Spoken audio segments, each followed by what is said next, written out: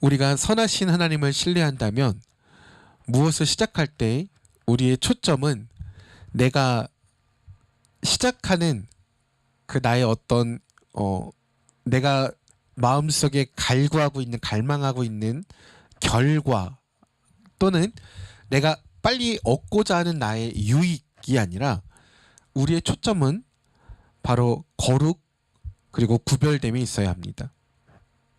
거룩의 뜻은 바로 세상과 구별됨입니다. 그 구별됨이라는 것은 세상과 떨어져서 사는 것을 이야기하는 것이 아니라 세상 속에서 하나님께서 우리들을 교회로 모이게 하셨고 또 교회로서 세상 가운데 다시 들어가 그 안에서 거룩함으로 구별됨으로 살아가게 하셨습니다. 그리고 그곳에서 소금과 빛의 역할로 살아가게 하셨습니다. 그러기에 우리는 무엇을 시작할 때 아무 생각 없이 시작했다가 어떤 문제에 맞닿았을 때 봉착했을 때 그때서야 비로소 내가 하나님 앞에서 거룩함으로 살았어야 되는데 그러지 못했구나 라고 하면서 고치는 그 습관에서부터 처음부터 거룩함으로 살아가는 실질적인 하나님의 능력으로 살아가는 하나님의 말씀으로 살아가는 그리스도인이 되어져야 합니다. 우리가 무언가 시작할 때 기도하면서 시작을 합니다. 그러나 기도는 했는데 기도는 드렸는데 하나님 앞에 정말로 나의 생각과 나의 언어와 그리고 나의 모든 감정과 또 내가 모든 일들을 해결함 어떤 그런 능력에 있어서 그 여러 가지들 중에서 그 어떤 것도 하나님께 하나도 내어드리지 못하고 나의 삶을 주님께 맡기지 못하고 의탁하지 못하고 그 일을 시작하고 있는 나의 미련함과 나의 부족함을 발견할 때가 있습니다. 예수님께서도 공생의 기간 동안 이 땅에 오셔서 살아가시는 그 기간 내내 또 사역하시는 기간 내내 사람들에게 조롱을 받으셨습니다. 조롱을 받으실 때마다 항상 사람들이 내뱉었던 멘트가 있습니다. 이 나사렛 사람이 뭘 하겠냐는 겁니까? 이 나사렛에서 무슨 선한 것이 나겠냐는 겁니다. 나사렛 사람들이 예수님의 이름 앞에 나사렛을 붙여서 조롱했습니다. 온통 조롱하고 비하하기 위해서 나사렛이라는 이름을 앞에 붙였습니다.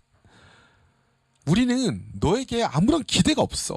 그러니까 우리의 삶 가운데 네 간섭하지 말고 아는 척하지 말고 썩 꺼져. 하지만 마태는 나사렛에서 시작된 예수님의 삶을 찬양드리고 있었습니다. 찬양하고 있었습니다. 나사렛은 하나님의 약속이 이루어진 증거라고 나사렛은 하나님의 인도하심을 따라서 시작된 구별된 삶을 사신 예수님에 대한 증명이라고 이야기를 하고 있었습니다. 혹시 하나님께서 나에게 주신 위치가 지금 현재 나의 이 시작의 자리가 너무나도 작고 연약하고 또 내가 다시 이 나이에 이걸 시작해야 되는가? 지금은 나의 건강에 나의 형편에 내가 이것을 또 다시 시작해야 하는가? 이렇게 세상적인 어떤 부족함과 연약함 그리고 나에게 없는 것들로 불평과 불만으로 시작하는 것이 아니라 하나님께서 예수님에게 허락하셨던 그 나사렛의 자리 나사렛의 시작처럼 우리도 우리가 조롱받고 멸시받고 또 축복받지 못하는 인정받지 못하는 그 자리를 허락하신 하나님의 뜻을 우리는 감사하고 또 하나님의 뜻을 발견해야 합니다. 우리들은 타고난 부족함들이 또 타고난 연약함들이 아주 매우 많을 것입니다. 우리들은 그런 이유들을 들고 명분을 삼아서 하나님 앞에 나아가야 하는데 하나님 앞에 나가지 못하고 계속해서 아유 하나님 다른 사람들한테 다 주셨는데 나한테는 안 주셨네요. 하나님 다른 사람은 저렇게 건강한데 다른 사람은 저렇게 물질적으로 축복이 많은데 다른 사람은 저렇게 자녀 복이 많은데 다른 사람은 저렇게 여행도 다니고 저렇게 막 하고 싶은 거 다 알면서 사는데 하나님 다른 사람들은 남편의 복도 있고 막 뭐 아내의 복도 있고 있는데 왜 나만 이런가요? 어떤 이런 계속해서 반복적으로 짓게 되어지는 우리의 죄성, 우리의 죄들이 있습니다. 그리고 그것들을 핑계 삼고 그것들을 변명 삼아서 하나님 앞에 나아가는 일들에 대해서 멀어지고 하나님께서 우리들에게 하시고자 하시는 일들 가운데 우리가 그 일들을 하지 못하도록 저지하고 또 스스로 하나님께서 원하시는 일과 소명과 사명 가운데 나가야 되는데 그러지 못하고 주저앉을 때가 너무나도 많습니다. 그것은 무엇입니까? 우리가 바로 너무나도 나사렛에 태어나셨던 나사렛에서 사역을 시작하셨던 예수님처럼 그 예수님이 그 연약함 가운데서도 그 조롱과 핍박과 여러 가지 굴복적인 상황 가운데서도 절대로 놓지 않으셨던 그 사명과 그 사역들 붙잡으셨던 것처럼 우리도 우리들의 삶 가운데 어려움과 초라함과 내 삶 또 이렇게 시작해야 되나? 내 삶, 내 형편 아직도 이 자리인가? 나는 아직도 이 모양이 왜 나의 삶은 이렇게 어려운가라는 여러 가지 어려움들이 우리 앞에 놓여져 있을 때 우리는 그 앞에서도 그 상황 가운데서도 나사렛에서 시작하셨던 그 여러 가지 핍박과 조롱과 멸시를 당하셨던 예수님께서 끝까지 붙드셨던 것처럼 우리도 우리에게 주신 여러 가지의 상황들 속에서 우리들의 소명과 사명 또 우리에게 주어진 모든 일들을 잘 감당할 수 있도록 하나님께 능력을 구하며 나가야 합니다. 처음부터 탄탄대로인 삶도 있을 수 있습니다. 처음부터 평탄한 길을 사는 사람도 있을 수 있습니다. 그러나 그 삶 속에 어려움이 전혀 없다. 걱정이 전혀 없다. 그런 삶은 없습니다. 무슨 삶이든 아픔이 있고 고통이 있고 병약함이 있고 모욕과 궁핍을 당하고 박해와 곤란을 겪는 그런 지점들이 있습니다. 그러나 그럴 때 우리가 우리의 삶 정체성과 우리의 생각과 우리의 삶이 무너지는 것이 아니라 오히려 그때 우리는 기뻐하면서 그래 이 어려운 상황 속에서도 내가 하나님과 함께 일어날 수 있구나. 그래 내가 이 순간에서도 내가 믿으며 내가 의지하며 나아갈 수 있는 하나님이 계시는구나. 그리고 또 내가 이렇게 어렵고 힘들 때 내가 내 힘으로 할 수 없을 때 내가 원하는 대로 내 삶을 이미지를 만들고 구현해낼 수 없을 때 그때도 너무나도 기쁜 것은 바로 이 약함을 통하여서 그때 오히려 하나님께서 나를 붙드시고 나를 강하게 만드시고 그 약함을 통하여서 하나님의 강하심을 드러내는 자리이기 때문에 내가 약할 때 나는 역시 내가 이 나이에 다시 이런 대접을 받아야 되나? 내가 어떤 사람이었는데 내가 또 이런 대우를 받아야 되나? 내가 어떠한 능력이 있는 사람인데 아직도 이런 취급을 받아야 되나? 이런 우리들의 연약하고 눌리는 마음에서 벗어나서 그래 이 어려움 가운데서 나를 이 연약할 때 우리의 마음이 너무 낮아질 때 우리의 마음이 너무나도 눌릴 때 막막할 때 찢어질 때 나를 붙들어서 일으키시는 그 하나님을 바라보는 그 거룩한 습관으로 그 구별된 생각으로부터 우리는 하나님께서 우리와 동행하신다는 사실을 깨닫고 우리는 하나님과 오늘 하루도 또 일주일간의 삶도 승리함으로 걸어갈 수 있을 것입니다. 우리가 성공하고 싶습니까? 그렇다면 내가 이 지금 생각하는 이 목적을 어떻게 이룰까에 나의 마음을 다 빼앗기지 마십시오. 무언가 시작하려고 할 때, 무언가 새로움이 시작되어질 때 나는 지금 하나님 앞에서 거룩한가? 내가 이 시작을 통하여 어떻게 거룩함을 나타낼 수 있는가? 내가 어떻게 구별된 삶을 살아갈 수 있는가? 하나님께서 우리를 교회로 부르셨습니다. 그리고 거룩하게 하셨어요. 그리고 그 거룩한 삶을, 구별된 삶을 살라고 우리들에게 알려주셨고 가르쳐 주셨습니다. 그것을 배워서 지키게끔 하셨어요. 그러면 이제는 우리가 세상에 나아가서 교회로서 어떻게 거룩한 삶을 살 것인가, 어떻게 구별된 삶을 살 것인가, 우리는 생각하고 결단하고 하나님께서 주시는 그 말씀을 붙들고 살아가야 합니다. 내 삶이 지금 나사렛인데, 내 삶이 지금 이렇게 연약한데, 그렇다고 피하려고 하지 마십시오. 절대로 회피하지 마십시오. 나사렛을 변명 삼아서 여러 가지 부족한 모습이라고 변명하지 마십시오. 이건 어쩔 수 없는 상황이라고 변명하지 마십시오. 이 악한 행위를 이거는 내가 지금 연약하니까 이렇게라도 살아남아야 돼라고 반복하면서 절대로 하나님을 실망시키지 마십시오. 지금 이 어려운 상황 가운데서도 나를 인도하여 주시고 지켜주고 계시는 하나님을 신뢰하면서 하나님의 뜻대로 그 자리에서 승리하시는 우리가 되어지기를 간절히 소망합니다. 오늘 본문 말씀 요한복음 4장 1절에서 30절 말씀에 보면 우물가의 여인이 등장합니다. 오늘 예수님이 사마리아 여인에게 다가오셔서 말을 거시죠. 여기는 목이 1년 내내 마르고 1년 내내 건조하고 물이 없는 곳입니다. 그래서 물 구하기가 굉장히 어려운 곳이에요. 그래서 우물을 퍼서 마셔야만 했습니다.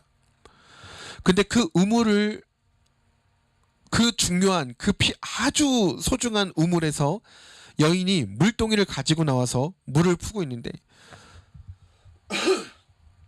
이 여인이 사마리아 사람이기 때문에 유대인들은 싫어했습니다.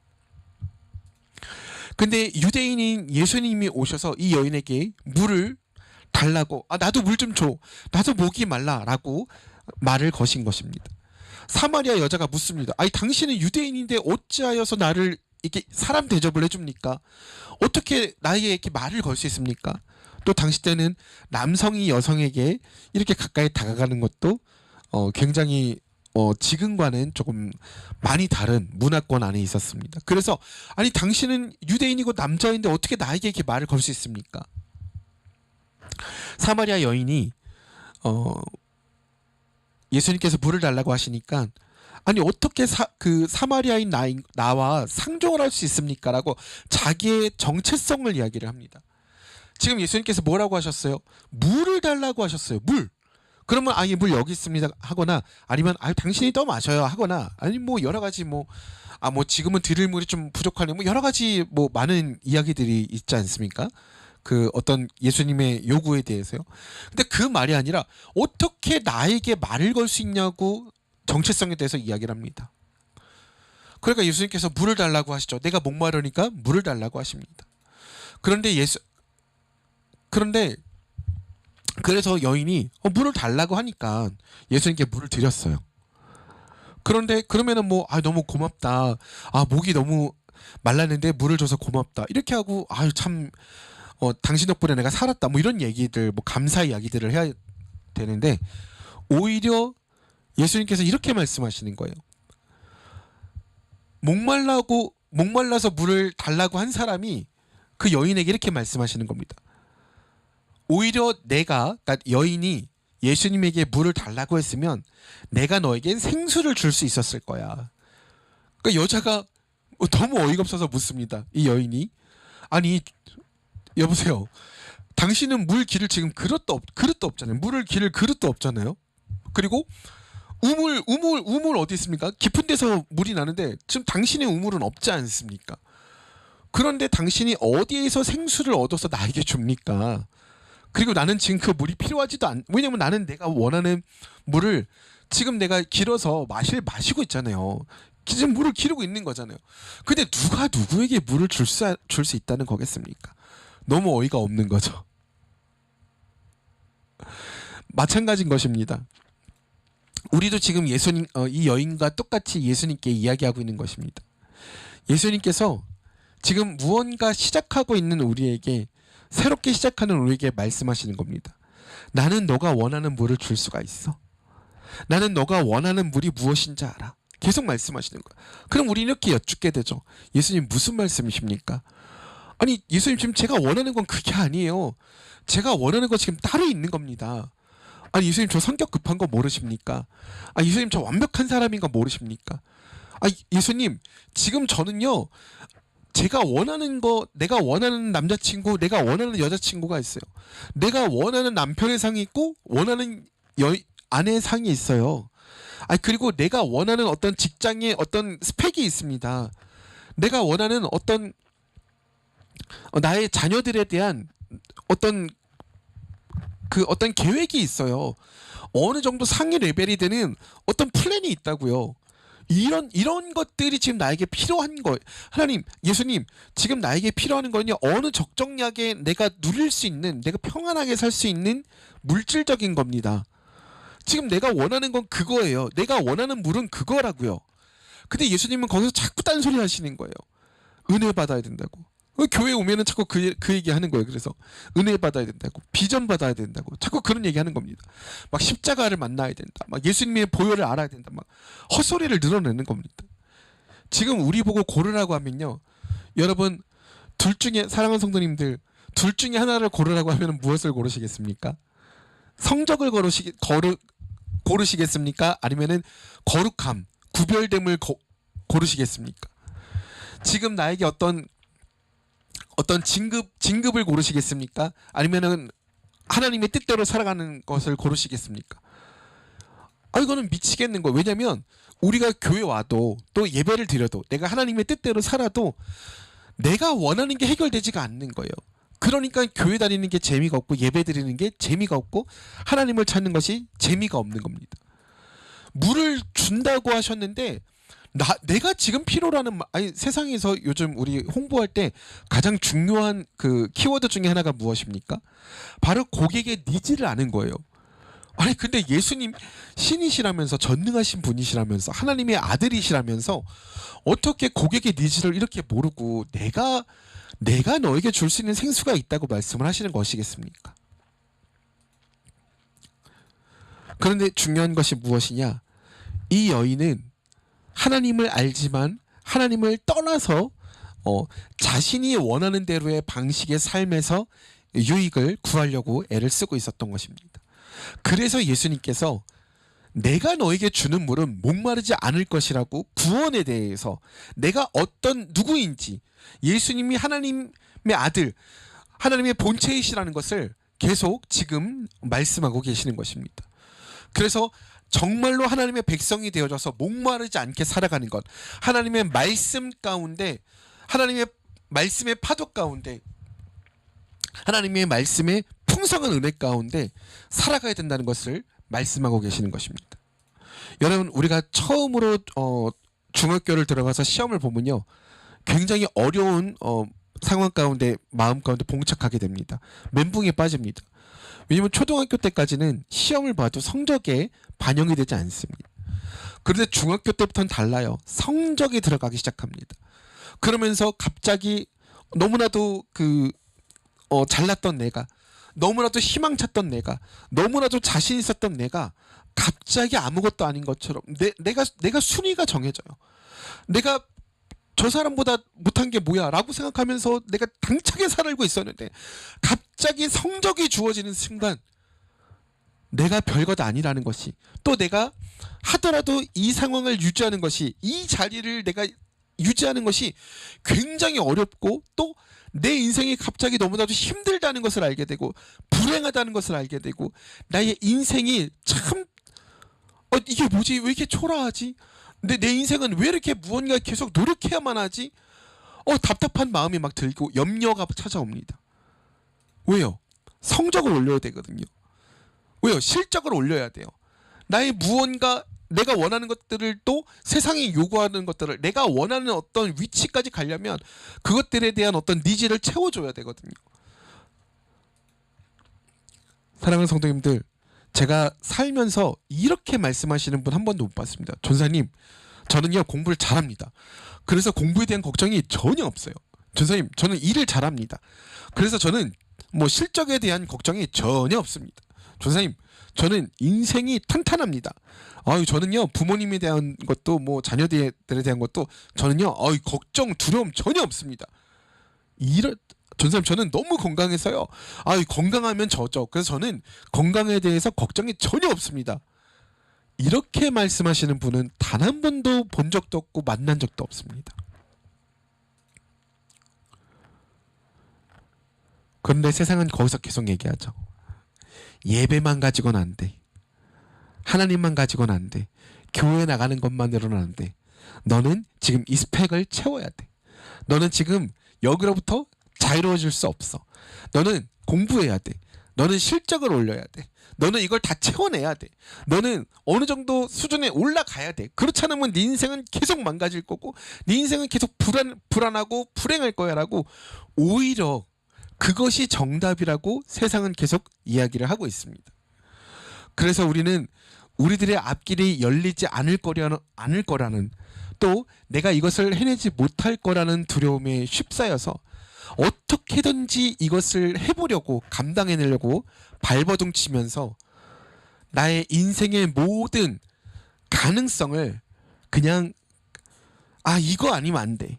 모든 소통에 하나님께서 주시는 나에게 있는 가능성과 소망과 모든 하나님께서 주시는 비전들을 차단시켜버리고 내가 생각한 길로만 걸어가려고 한다는 것입니다. 그렇기 때문에 우리는 또다시 목말라지는 것입니다.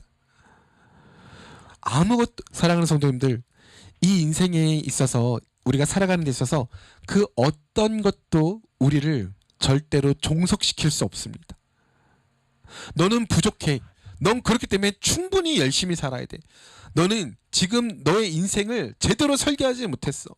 지금 너의 인생이 이게 다라고 생각하니? 이게 너의 인생의 성공이라고 생각하니?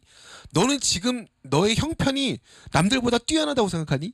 계속해서 이런 질문들로 우리를 압박하는 것입니다.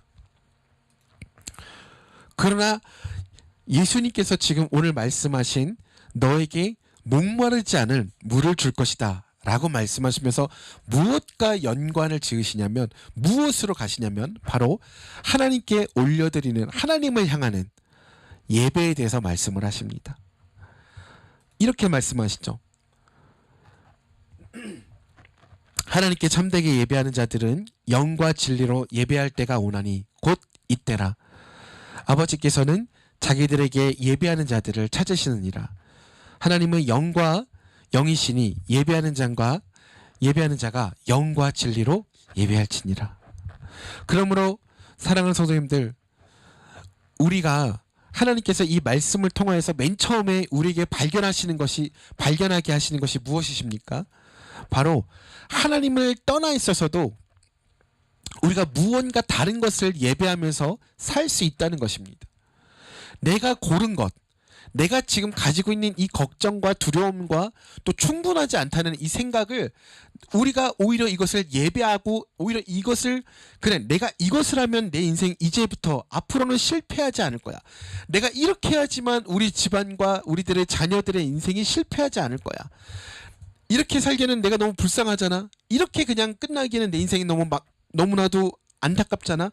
그렇기 때문에 나는 이것을 붙잡을 거야 하고 무언가 사로잡는 것이 아니라, 오늘 내가 이것 때문에 힘들었구나.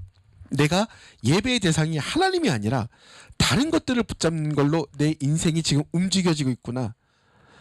그래서 우리는 자꾸 착각하게 돼서는 안 되는 것입니다. 우리가 세상에서 듣는 말들이 있어요. 우리가 부모님께 들었던 말들이 있습니다. 너 성적 이 정도면은 행복할 수가 없어. 너 이렇게 해서는 이 세상에서 잉여인간밖에 안 돼. 너 제대로 살아갈 수가 없단다. 계속해서 그런 말들을 우리는 듣게 되었을 것입니다. 학교에서도 사회에서도 계속 그런 말로만 듣게 되었을 것입니다. 그런데 오늘 예수님께서 우리에게 깨닫게 하시는 것이 무엇이십니까? 바로 우리들의 예배의 대상이 그게 아니라는 겁니다. 우리가 살아가는 목적이 그게 아니라는 겁니다. 우리가 오늘 이 열심히 살아낼 우리들의 삶의 터전 가운데, 인생의 기록 가운데, 내가 오늘도 최선을 다할 그 열심의 한복판 가운데 목적이 그게 아니라는 거예요. 내가 지금 열심히 하고 있는 그 일이 아니라는 것입니다. 내가 일주일 동안 열심히 살아서 채웠던, 내가 열심히 목표를 이루었던 그 일주일들의 삶, 또 내가 살아갈 일주일들의 삶 속에서 내가 능률을 올리고 내가 목표를 채웠던 그것이 내가 살아갈 목적이요, 내가 예배드릴 대상이 아니라는 것입니다. 예수님께서는 오늘 우리에게 그것을 말씀해 주고 계시고, 그것이 우리가 지금 붙잡고 있는, 사로잡혀 있는 그것이 아니라 바로 하나님이 예배의 대상이시라는 것. 그렇기 때문에 우리가 하나님의 뜻대로 거룩하게 무언가 시작할 때 내가 이것을 어떻게 성공시킬 것인가의 생각에 빠져 있는 것이 아니라 내가 이것을 어떻게 구별되게, 어떻게 거룩함으로 해낼 것인가 라는 생각으로 그 방향으로 가야 된다고 예수님께서 지금 우리들을 그곳 가운데 초대하고 계시고, 우리를 그쪽으로 인도하고 계시고, 우리를 그쪽으로 끄집어내고 계시는 것입니다. 우리 사랑하는 박선영 자매님의 어머님이신 최옥순 권사님께서 암에 걸리셨고 계속해서 항암 치료를 받고 계셨었습니다. 이 과정이 너무 힘드시다 보니까 너무나도 통증도 심하시고 너무 힘드시다 보니까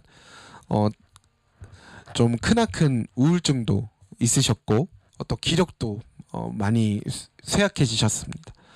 그리고 이 우울증과 우울감과 우울증에서 연약함을 겪으시면서 신앙적으로도 어려움이 마음 가운데 오셨습니다.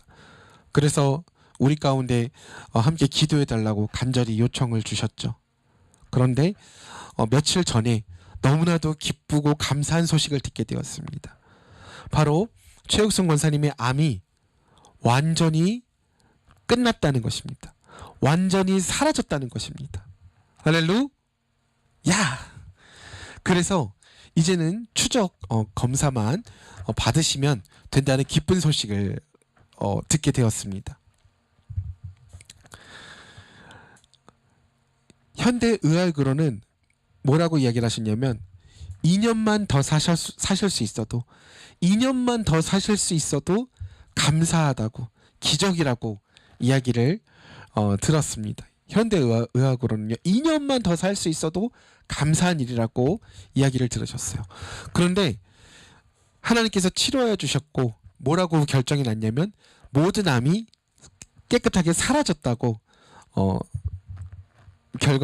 판결을 받으셨습니다. 너무나도 감사한 일이고 하나님께 감사드리는 일이죠. 살아가다 보면 막막한 가운데 놓여질 때가 있습니다.